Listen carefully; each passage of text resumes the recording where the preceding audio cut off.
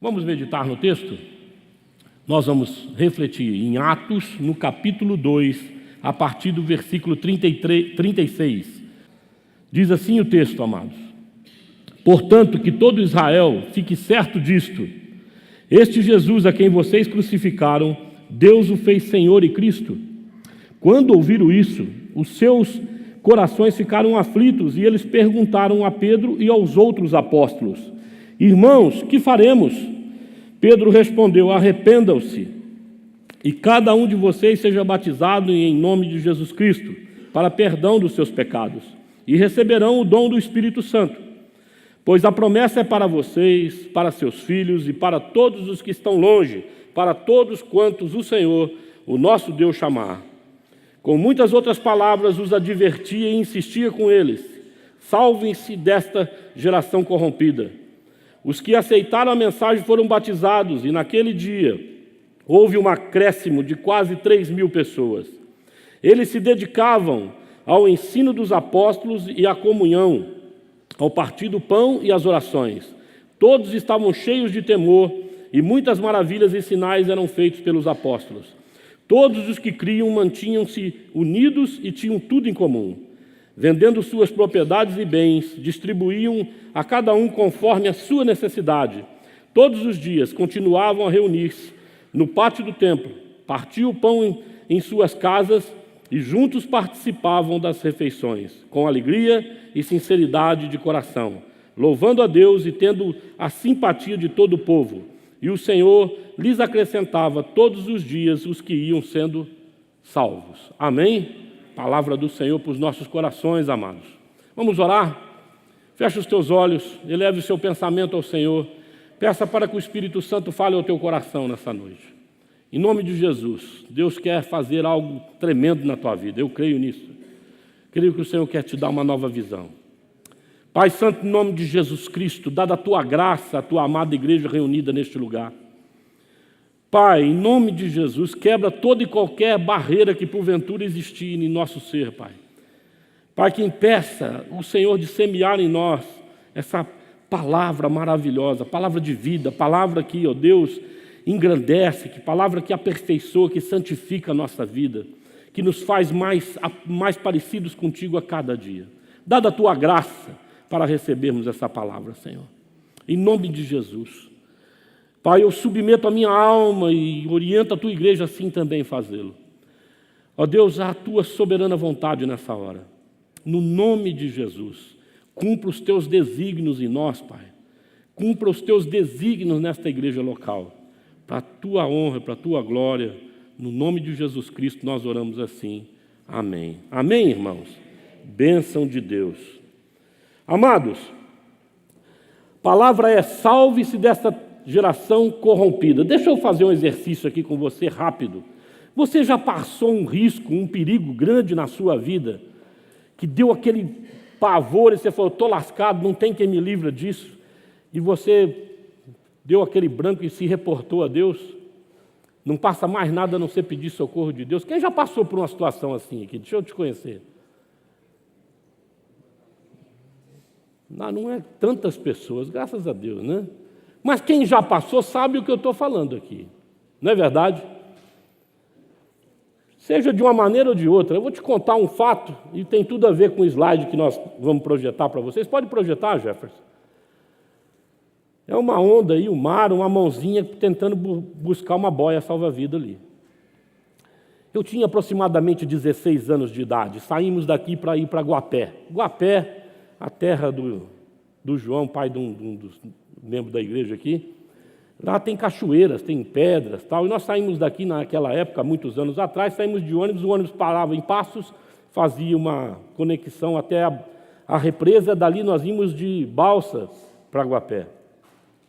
Mas os engraçadinhos dos rapazes chegaram lá de manhã, né, viajamos à noite, vamos nadando até na ilha ali, né, depois a gente volta, vai demorar mesmo essa balsa, e fomos.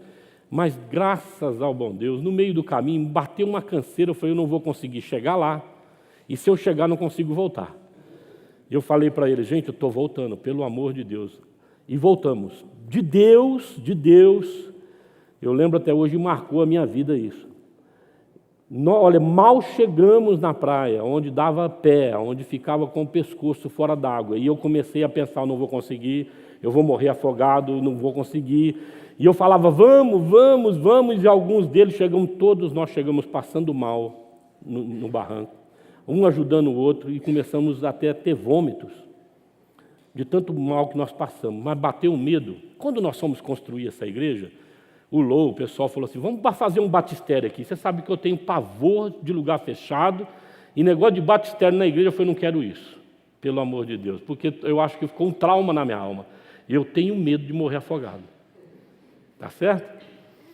Certa vez eu e o Lou viajamos para o Timor-Leste, estávamos atravessando o Oceano Índico e o avião era horrível. Quando eu entrei, encostei no banco, o banco caiu. Aí sentamos do lado, o avião fazia eu falei, Lou, ele falou assim, esquenta não, se cair, você não morre afogado, você vai morrer na queda.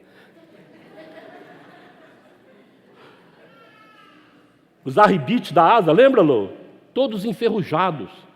Eu falei, Jesus Cristo, não tem jeito, tem que ter fé para fazer missão lá para o lado do Timor, naquela ocasião. Amados, salve-se dessa geração corrompida. Eu vejo assim, não há como você se livrar da corrupção que está presente no mundo. Não há como você se isentar dela ou se imunizar dela. Não há como você imunizar a sua família dessa corrupção, porque ela é muito forte, ela parece um tsunami. É alguma coisa que é muito além da sua força e da sua capacidade.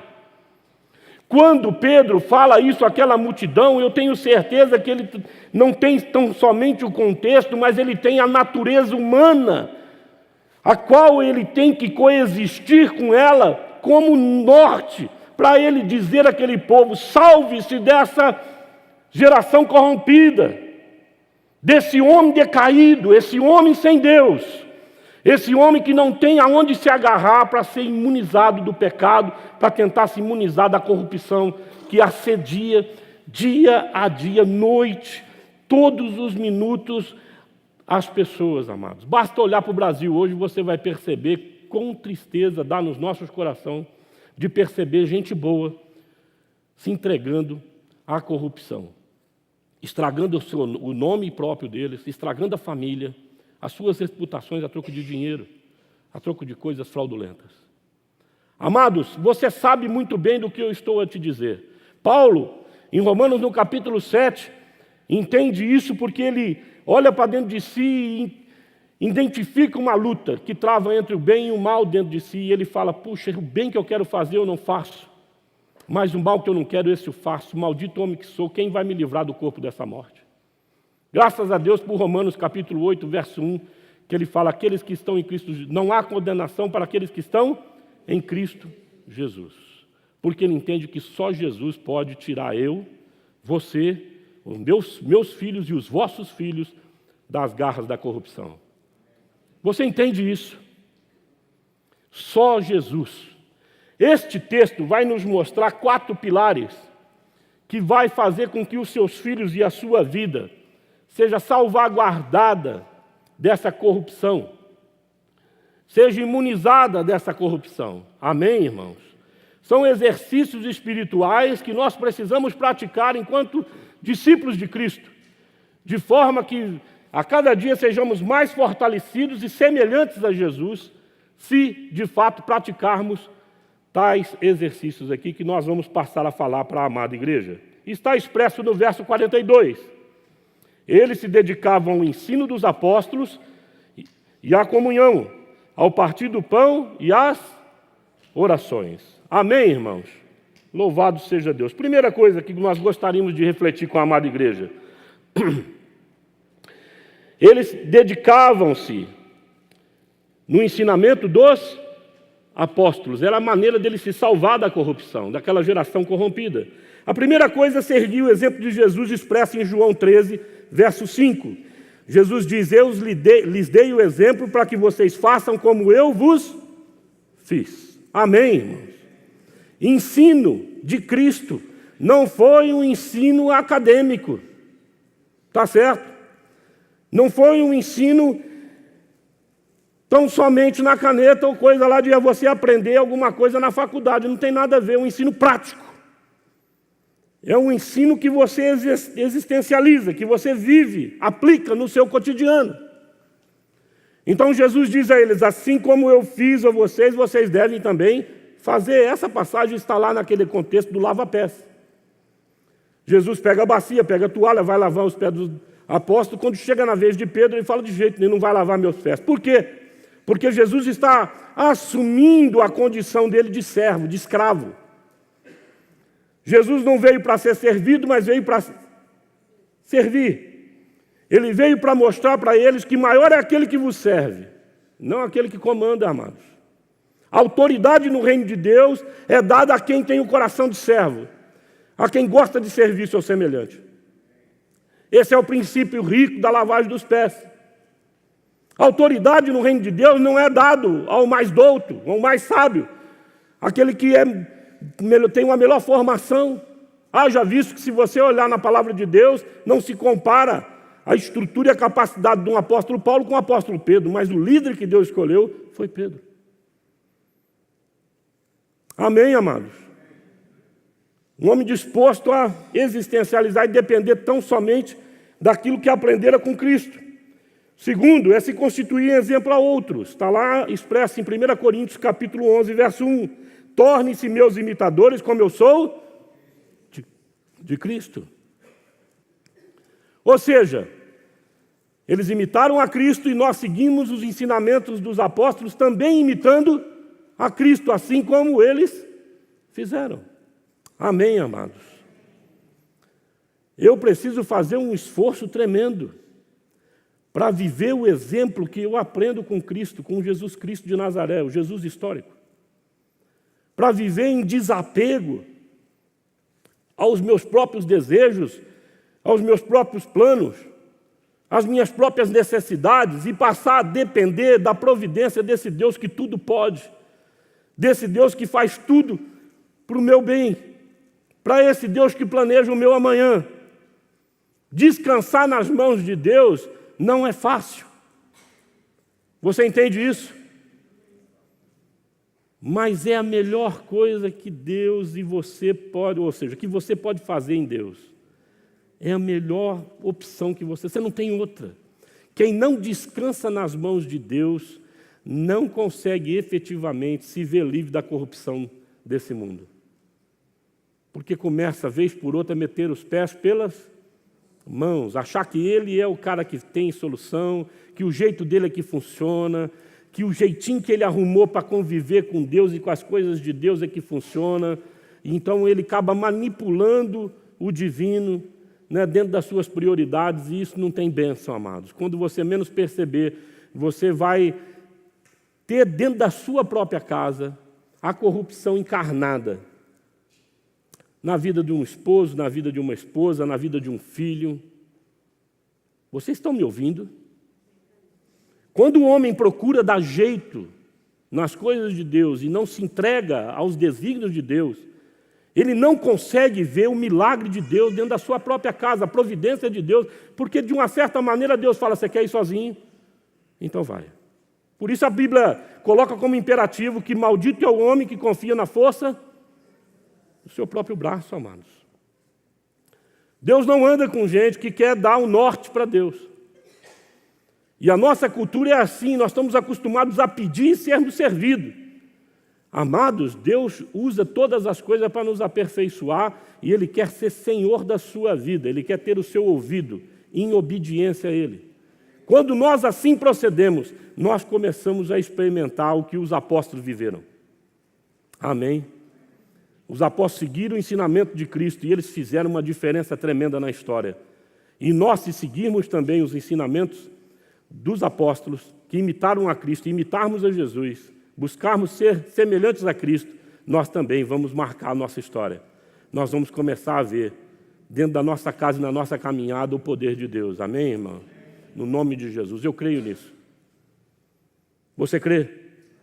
Aleluias. Louvado seja. É tão simples assim. Seja um exemplo de um bom servo de Cristo ao seu semelhante. Amém? E o primeiro passo para você ser um bom servo de Cristo é você servir o seu semelhante. E não há melhor maneira de servir o seu semelhante senão você encarnar a vontade de Deus para a sua vida e ele poder ver a glória de Deus em você. Ele poder ver na sua família a providência de Deus, de forma com que ele olhe para ti e fale, esta família é de Deus, Deus é com eles. Amém, queridos? Esse é o testemunho que Deus espera da igreja. Não é uma igreja egocêntrica, não é uma igreja interesseira, não é uma igreja que prima pelas suas necessidades e fica buscando galgar posições nessa sociedade, desesperadamente se esquecendo de Deus, trocando valor. Não é isso, mas é um povo que depende de Deus e o povo vê que eles são o que são porque Deus é com eles. Aleluia, irmãos. Louvado seja o Senhor. O segundo pilar aqui eu vou inverter, em vez do último que você lê na sequência da palavra, vou colocar a oração. Salvar-se dessa geração corrompida, orando.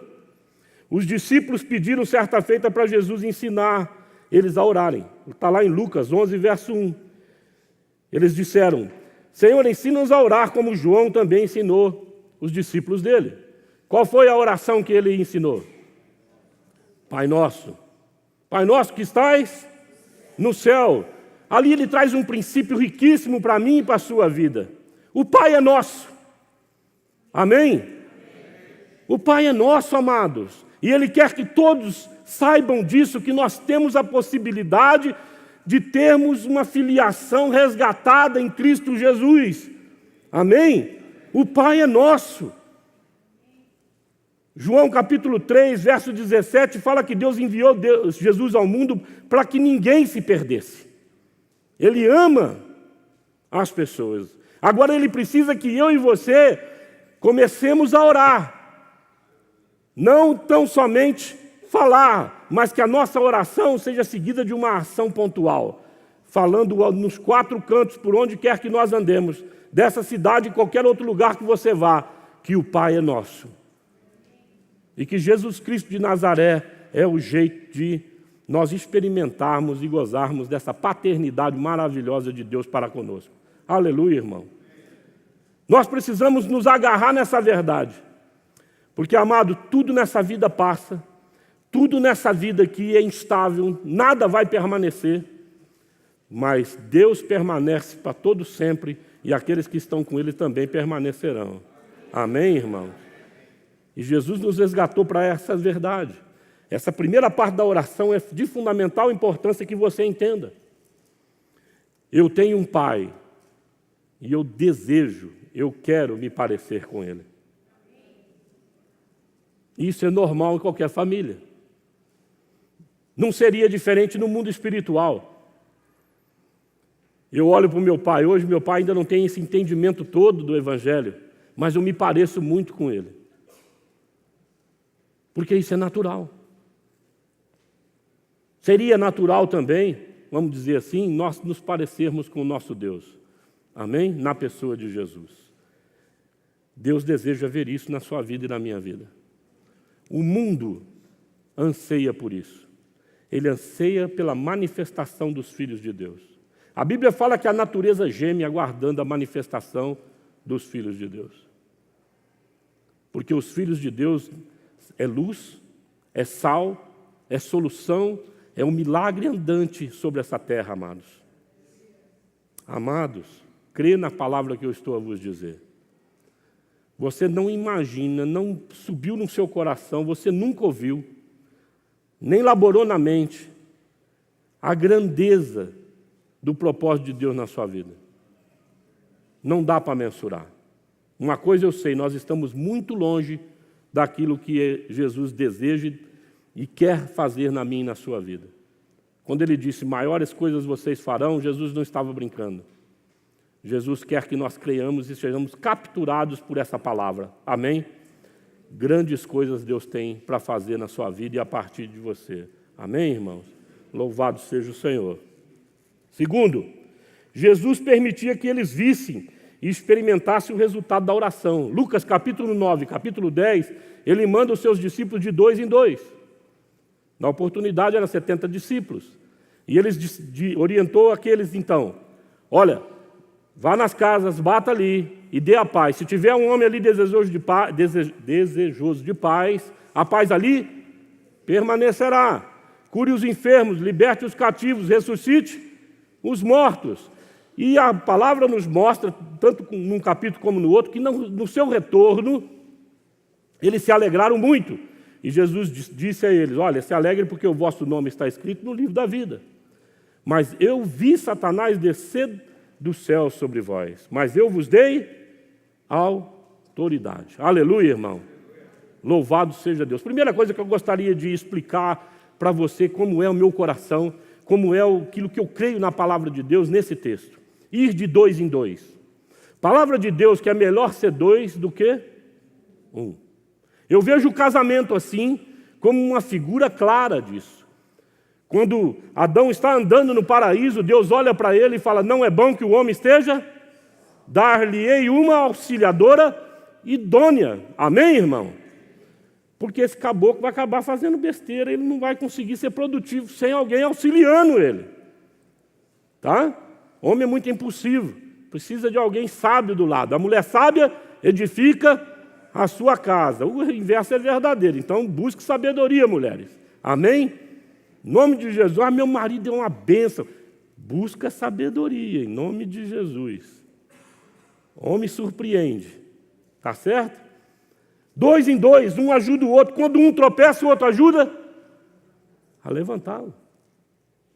Eu sempre incentivo negócios, família, igreja. Amados, eu como igreja nunca quis andar sozinho. Porque eu sei que isso não é o propósito de Deus. Não cabe, Deus não cabe nessa coisa de eu posso, eu vou fazer, é do meu jeito. Não tem espaço para isso. Deus é essencialmente comunitário, comunidade. E nós precisamos aprender a compartilhar a nossa vida a partir desse princípio. Amém, queridos? Esse é o primeiro ensinamento. Segundo, como a oração de Jesus para eles, e a autoridade que Deus deu a eles, e aquilo que eles faziam na casa daquelas pessoas, acontecia de fato. Nós vamos ter uma outra passagem, lá em João capítulo 11, verso 43, que diz assim, Deus, depois de dizer isso, Jesus bradou em alta voz, Lázaro, venha para fora. Ou seja, num extremo de morte, Lázaro está morto, Jesus ora assim, Pai, eu faço assim, para que eles saibam que tu me ouves. E disse, Lázaro, vem para fora. Amados, a tua oração Deus ouve. Amém? Te aconselho a hora que você sair desse espaço, onde estamos congregados, você, igreja viva, chegando na sua casa, tome a mesma atitude que os apóstolos fizeram, os discípulos de Jesus fizeram. Entrando lá dentro, profetiza paz para a sua casa, em nome de Jesus. Amém? Quero paz dentro da minha casa, Senhor. Com autoridade, amado. Em nome de Jesus, cura os enfermos que há lá dentro. Liberta os cativos. Amados, em nome de Jesus, faz da tua vida uma realidade espiritual que vai acontecer efetivamente nessa terra, enquanto dispenseiro da graça de Deus, da multiforme sabedoria de Deus. Olha para os desafios que te cercam e fala, vai cair em nome de Jesus, porque maior é o Deus que está comigo do que aquele que está no mundo. Amém, irmãos? Isso não é positivismo, porque não está dependendo de você, depende do teu Deus e da tua fé nele. Aleluia, irmão? É Deus quem vai fazer. Mas nós precisamos ter essa autoridade. Isso é uma oração com atitude. Não é aquela oração sofrida, que parece que quanto mais você ora, mais você fica depressivo. Quando menos percebe, você está lá em frente à doutora, a psiquiatra, para te receitar antidepressivo. Porque não dá nada certo. Porque às vezes eu falo, mas eu não creio que aquilo de fato vai acontecer. Talvez eu não tenha ainda a coragem de falar, tira a pedra. Mas já cheira mal, tira a pedra. Meu Deus é maior do que a morte. Amém? Essa é a mensagem que Jesus está trazendo por princípio. A igreja, nada para Deus é impossível. Amém, irmãos? E nós precisamos, quando orando, quando estando em oração, crer nisso. Olhar para as dificuldades, para as barreiras dessa vida e falar, Pai, em nome de Jesus, as portas do inferno não prevalecem contra a igreja. Aleluia, irmão. Isso é palavra de Jesus para a igreja. Não é palavra desse pastor vosso aqui, não. É palavra escrita, palavra revelada, palavra que se cumpre na vida daqueles que crê. Aleluia. Louvado seja o Senhor. Salve-se dessa geração corrompida, mantendo comunhão com os santos. Relação de confiança entre pessoas. João 10 vai dizer assim: eu sou o bom pastor, conheço as minhas ovelhas e elas me conhecem. Assim como o Pai me conhece e eu conheço o Pai e dou a minha vida pelas ovelhas. Comunhão parte do princípio que eu tenho coragem de me doar, me dar a conhecer ao outro.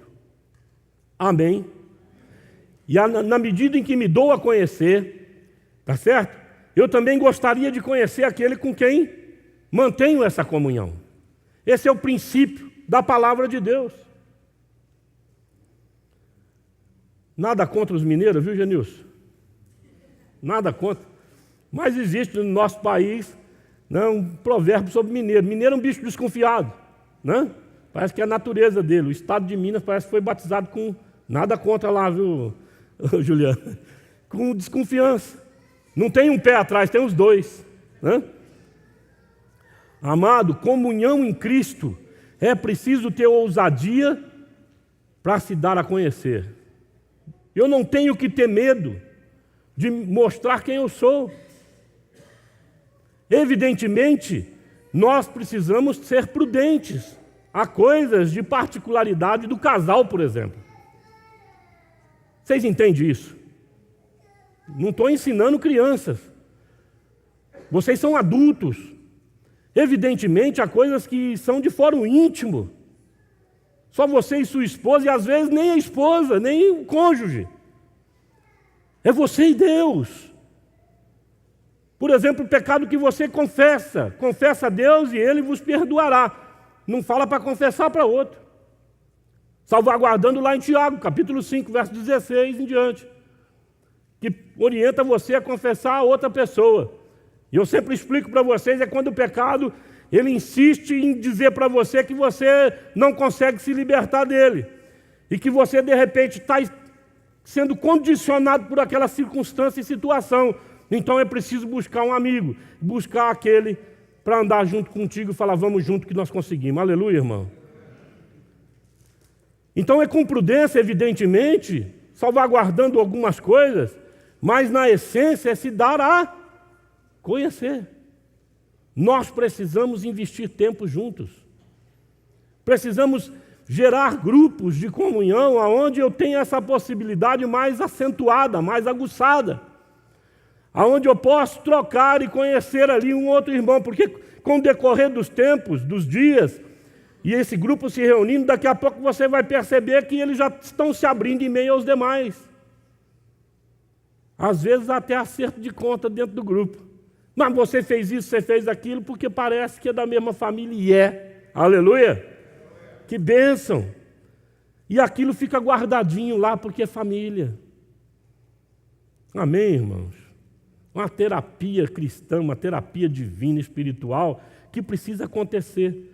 Porque quando eu conheço o meu semelhante para valer, eu vou olhar para o espelho e falar, poxa, eu pensei que era só eu que sofria desses males. Não é? Eu pensei que era só eu que era assombrado por essas coisas. E você vai perceber que você é normal. Né? Que você carece da graça de Deus. Que você sozinho não consegue se imunizar do pecado. Que você sozinho não consegue estar imune à corrupção. E que, de repente, isso também entra nas famílias que você entende que são famílias especiais, bacanas, famílias consagradas a Deus, que também têm lutas. A exemplo do apóstolo Paulo. Aleluia, irmãos. Se dê a conhecer. Não tire esse privilégio do teu amado irmão, da tua irmã. E na medida que você se dá a conhecer, conheça os teus irmãos. Preste atenção, por princípio, ao que a palavra está dizendo. Na maravilha da obra de Deus na vida do seu próximo. como Deus é bondoso, misericordioso para conosco. Quando você olha um indivíduo, uma pessoa e fala assim, poxa, Deus é tremendo. Esse não tinha nada para dar certo e olha, Deus faz dar certo. Deus é assim. Amém, irmão? Louvado seja. Também dentro da comunhão nós oferecemos a destra. Está lá em Eclesiastes capítulo 4, verso 9 e 10. É melhor ter a companhia do que estar sozinho, porque maior é a recompensa do trabalho de duas pessoas do que de uma. Se um cair, o amigo ajuda a levantar-se, mas pobre do homem que cai, não tem ninguém para levantar. Eu já citei esse exemplo e torno aqui a frisar. Amados, aquele que pensa estar de pé, diz a palavra, cuide para que não caia. É sinal que eu e você somos instáveis. Eu posso estar de pé hoje, mas amanhã não. Eu vou precisar desse amigo. Eu vou precisar dessa comunhão estreita. Eu vou precisar dessa mão que me ajuda na hora da dificuldade, amados. Eu vou precisar de alguém que complemente-me. Alguém que pense diferente de mim, que me faça ver por outra ótica, que me faça ver pelos olhos de Deus, daquilo que Deus está fazendo na vida dele. Olha, meu irmão, permita-me aqui falar para você como eu vejo essa situação. Esses dias eu conversei com o Inhauser de uma situação na igreja, ele disse assim, vem cá, eu vejo assim e eu acho que você deveria caminhar por aqui. Eu catei de pronto, porque eu não tinha pensado como ele pensa. É natural ele pensar diferente de mim, porque ele é diferente de fato. Ele é único. E Deus age na vida dele de uma maneira única, especialíssima. E eu não posso abrir mão desse privilégio. Amém, Nelson? Não posso. Aliás, é nisso que consiste a riqueza e a grandeza da igreja, quando ela respeita o seu semelhante. Já pensou se você fizer isso dentro do seu relacionamento de casamento, por exemplo? O seu relacionamento com os seus filhos? E eles perceber que a sua atenção está cativada para com a vida dele, porque você dá importância, porque você ama a beleza, a maravilha da obra de Deus, que Deus está fazendo na vida dele. Aliás, que Deus fez. Só do fato dos nossos filhos existirem, já é uma dádiva de Deus, não é verdade? Num ambiente assim, ninguém se desvia da graça de Deus, amados. Mas num ambiente de competição é fácil haver desvios. Então mantenha comunhão efetiva com os teus irmãos, mantenha comunhão efetiva com a tua família, mantenha comunhão efetiva com Deus, amados, porque não cabe na minha cabeça se você vai ter comunhão com o seu irmão sem conhecer a Deus. Como é que você vai apresentar o Pai Celestial a ele se você não tem relacionamento pessoal com Deus? Não há como. Por isso Jesus fala, olha, eu conheço o Pai, Ele me conhece. Ou seja, é a partir desse princípio de conhecimento que nós temos e que nós compartilhamos a vida uns com os outros, porque temos o mesmo Pai. Amém? E precisamos conhecer a Deus através da oração, através da leitura da palavra, através da vida dos nossos amados irmãos. Por fim, salve-se desta geração corrompida partindo o pão. A nobreza e coragem do Pai, expressa em João 6, verso 51, vai dizer assim, eu sou o pão vivo que desceu do céu, se alguém comer deste pão viverá para sempre, este pão é a minha carne, que eu darei pela vida do mundo. O que é partir o pão? Quando nós falamos em partir o pão, logo vem esse negócio de partilha de bens, né? Visão socialista, e aí vai umas loucuras que tem no Evangelho também, que a turma faz com o Evangelho, né? Mas eu não creio assim. Para mim, compartilhar o pão que desceu do céu, por princípio, é compartilhar a minha vida com o meu semelhante. Amém? Assim como Jesus é o pão vivo que desceu do céu, Ele me constituiu em verdadeiro alimento prático para a vida do meu irmão. Eu não sei quantos de vocês nasceram na igreja, mas eu sei o que é nascer fora da igreja e entrar para dentro da igreja. Que coisa maravilhosa e como foi importante para mim perceber que havia pessoas que investiam a vida delas na minha vida. Pessoas que me amavam, pessoas que oravam por mim, Pessoas que insistiram comigo mesmo quando eu errei. Pessoas que não desistiram de mim, em hipótese nenhuma. Me ligavam, irmão, não abro mão de ti não, vão para lá. Ah, mas eu estou meio desanimado. Que desanimado o que vão? Eu estou passando aí. Não levava em conta o tempo para a família, não levava em conta nada, amados. Eles não me deram dinheiro. Não colocaram pão na minha mesa. Não precisamos, graças a Deus. Mas compartilhar a vida deles, que eu penso que é muito mais importante do que todo o resto. Aleluia. Se nós seguimos os ensinamentos dos apóstolos que seguiam a Cristo, nós também, como pequenos cristos, precisamos compartilhar nossa vida com o nosso semelhante. Como um alimento diário. Como alguém que você sabe que o seu irmão, aquela pessoa pode contar. Estando em dificuldade, poxa, eu sei para quem eu vou ligar. Amém, irmãos? Eu sei onde eu vou buscar socorro. Eu sei aonde eu vou me agarrar.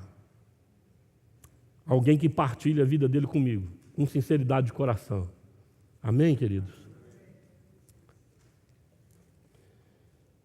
Em Marcos capítulo 6, verso 41 a 43, vai dizer que quem faz isso vai experimentar o milagre da multiplicação de Deus. Nessa passagem, Deus multiplica peixes e pães. Alguém deu lá 2 peixinhos e 5 pães. Amém? E Deus multiplicou. Quando eu penso nisso, eu começo a perceber em mim, compartilho a minha vida efetivamente para a glória e honra de Deus, com o meu semelhante, Ele começa a multiplicar esse meu exemplo e essa minha atitude em milagres efetivos na vida daquela pessoa e na minha própria vida. Porque eu olho aquela pessoa que compartilhou os 5 pães e os 2 peixinhos com 12 cestos de pães e peixes lá na mão. E eu começo a perceber que quanto mais eu compartilho a minha vida, mais enriquecido eu sou. Preste atenção. Mais enriquecido a moda na forma de Deus. Amém? Com a graça de Deus. Com o estado de espírito do meu Senhor Jesus Cristo. Com a semelhança do meu Senhor. Não na percepção capitalista, não na percepção daqueles que pensam em ficar acumulando bens. Não é nessa perspectiva, mas é na perspectiva de que eu me torno numa fonte que não seca e que jorra constantemente. E que não para de jorrar, porque não falta água viva. Não falta a vida de Deus. Porque eu estou sempre cheio do Espírito, porque Deus vai fazendo essa obra, amados. Então eu começo a perceber que a minha família começa a experimentar desse milagre. Quando olhamos para o passado e olhamos para os anos que se passou, e olhamos o presente, fala como Deus mudou a minha vida. Como Deus mudou a história da minha família. Como Deus é bondoso e colocou marcos na nossa história. E Ele está ansioso por fazer isso na sua vida e na sua família. Amém, irmãos? Colocar marcos efetivos para você perceber como você cresceu, como você galgou o crescimento divino, espiritual, a partir do agir do Espírito Santo na sua vida. Amém? Quer ser próspero? Leia comigo o que está escrito nesse próximo texto e nós vamos encerrar aqui.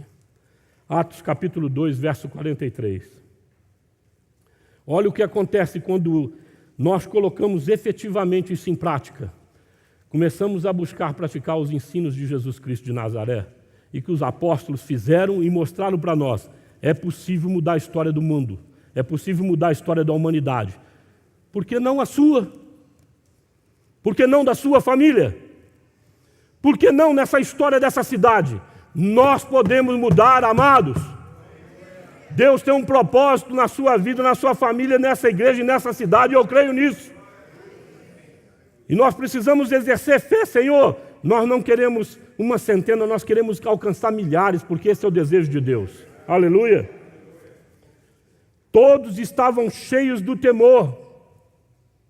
Primeira coisa que acontece num povo que busca os ensinamentos de Cristo e entende quem é Deus. Entende quem eu e você somos diante de Deus. E aí vem um zelo santo que toma conta do nosso coração e um temor santo que você fala, misericórdia, Senhor. Eu não sou nada sem o Senhor, eu não sou ninguém para chegar na tua presença. É no nome de Jesus, é no sangue de Cristo. É aí que eu sou justificado. Não há justiça em mim mesmo. Aleluia, irmão. Somos acometidos de um estado de espírito de humildade. Soberba não tem lugar no coração dos filhos de Deus. E eu começo a orar.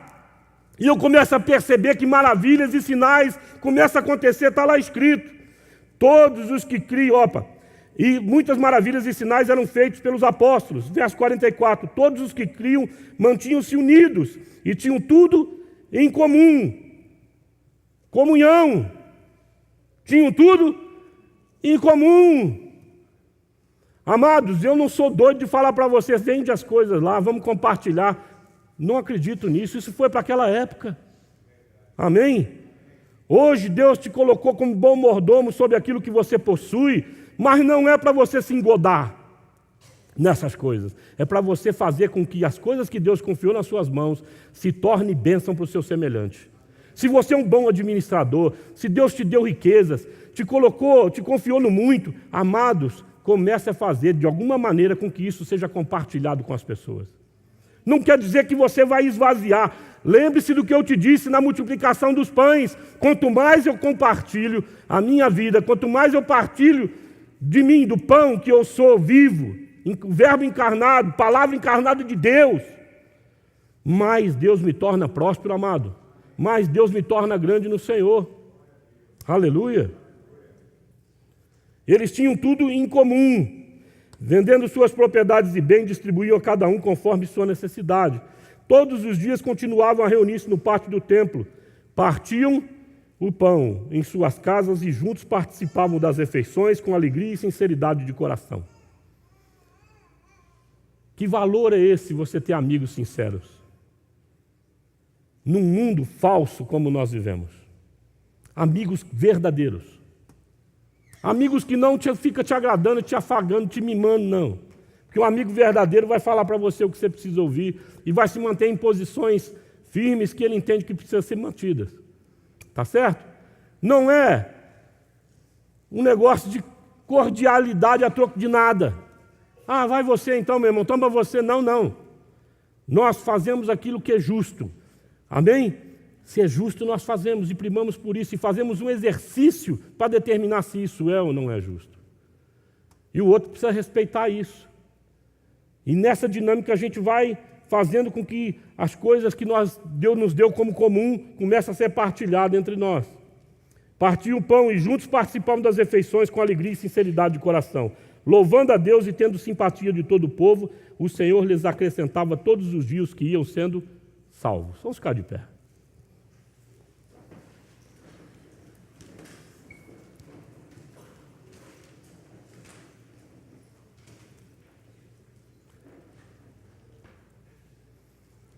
Tudo começa na pergunta que aqueles que ouviam Pedro fizeram. O que faremos? Arrependam-se e sejam batizados. Amém? Arrependimento. Amados, a palavra que eu tenho para você, para encerrar esta reflexão,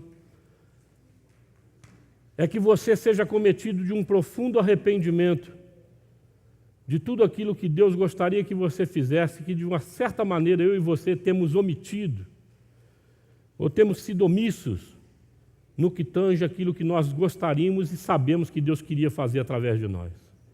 Não é verdade? Quantos de nós temos dado um jeitinho de se esquivar, de se consagrar para valer nas mãos de Deus? Eu vou te falar aqui sem medo de ser feliz. 100% do que estão aqui fazem isso, inclusive eu que vos falo. Amém? Isso é uma verdade. Porque eu sei e leio na Bíblia homens que se consagraram para valer. Lembra da pregação que eu coloquei lá, semana passada, do barquinho? Largaram tudo e seguiram Jesus.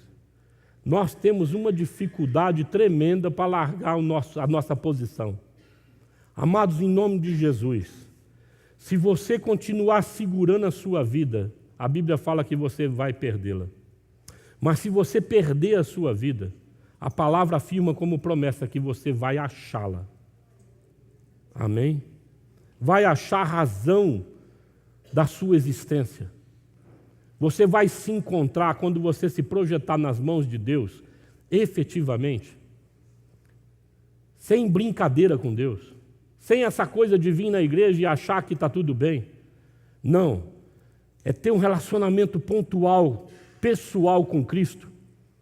Você vai perceber que um milagre vai começar a acontecer no seu cotidiano, que a tua palavra começa a se cumprir, as orações que você faz, liberta casas, liberta famílias, faz proezas na vida das pessoas. Amém, irmãos? Inclusive na sua própria. Agora é preciso se entregar. Batismo, para mim, é um pulo de cabeça dentro da proposta que Deus tem para mim e para a sua vida. Amém, irmãos? Então, entra de cabeça, sem medo de ser feliz. Deus vai conduzir os seus passos, vai colocar palavra na sua boca. Você não precisa se preocupar, Deus vai fazer a obra que Ele quer, em você e a partir de você. Aleluia. Agora, se você não é batizado ainda, amado, ouça o que eu estou a te dizer. Vai firme nessa sua decisão aí que do Espírito Santo e só Ele coloca no teu coração. Se Deus falou contigo, você procura alguém aqui dentro. Vanderlei, levanta a mão aí. Dá um glória a Deus. Procura o Vanderlei. Fala, olha, eu senti, eu quero ter um compromisso. Eu quero praticar os ensinos dos apóstolos. Eu quero começar a orar. Eu quero ter comunhão para ter amigos verdadeiros. Eu quero, em nome de Jesus Cristo, começar a partilhar a minha vida com as pessoas. Eu quero que eles me conheçam e conheçam a minha família.